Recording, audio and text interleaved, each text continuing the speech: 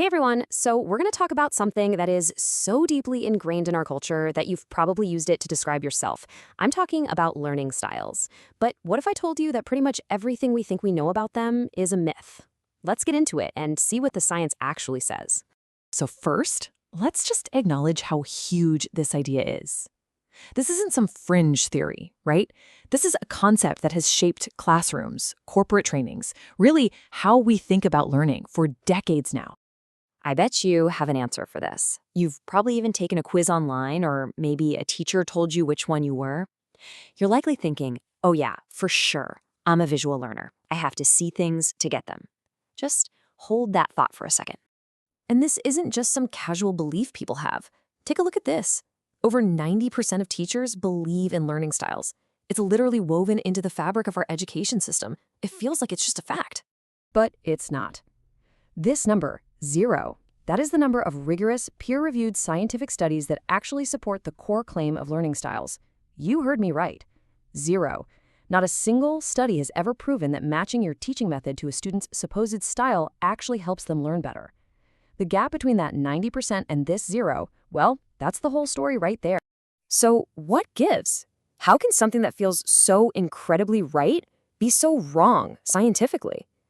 Well, that brings us to the fundamental flaw at the very heart of the learning styles myth.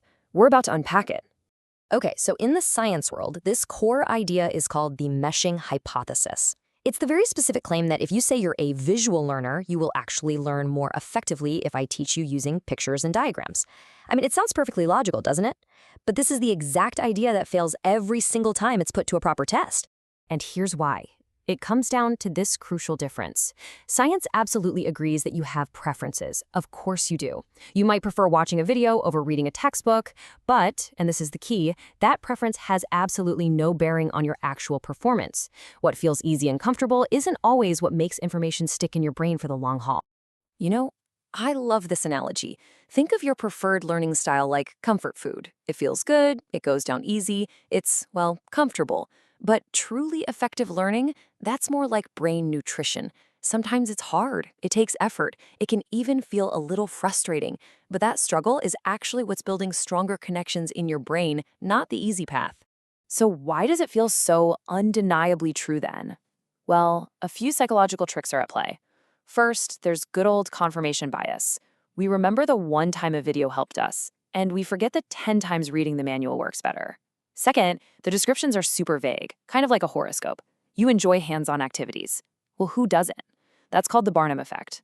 And finally, and this one's powerful, there's the fluency illusion. When information is easy to process, our brain mistakes that feeling of ease for actual deep learning, even if it's going in one ear and out the other. All right, enough tearing things down. If learning styles are out, then what's in? Let's pivot from the myth to the stuff that actually works, the evidence-based toolkit that helps everyone learn better. Now we're getting to the good stuff. So this is the big mental shift we need to make. The old way of thinking was all about trying to match the teaching method to the learner, but the new model, the one backed by science, is so much simpler and more effective. You match the method to the material you're trying to learn. And when you think about it, it's just common sense, isn't it? If you're trying to learn geography, of course you should use a map.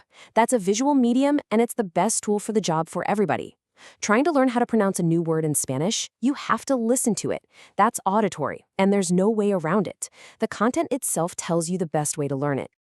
So what are some of these universal strategies? Here are 3 absolute powerhouses from cognitive science. Number 1, active recall. That just means testing yourself. Number 2, spaced repetition. Don't cram, spread your practice out. And number 3, dual coding, which is combining words and visuals. Notice, not a single one of these has anything to do with what type of learner you are. Let's dig into that last one, dual coding, for a second, because it's really important. The learning styles myth says that different people need different, separate things. One gets pictures, the other gets text. The science of dual coding says the exact opposite. It says everyone, you, me, all of us, learns better when we combine those things. It's about putting words and visuals together, not picking one over the other. And look, the proof is in the pudding. When researchers actually look at what predicts success in learning, what's at the top of the list? Things like what you already know about a topic, and whether you use strategies like active retrieval. And where's matching your learning style? all the way at the bottom, with an evidence level of, you guessed it, none. The data couldn't be clearer on where to focus your energy. So, after all that, what's the one thing you need to walk away with?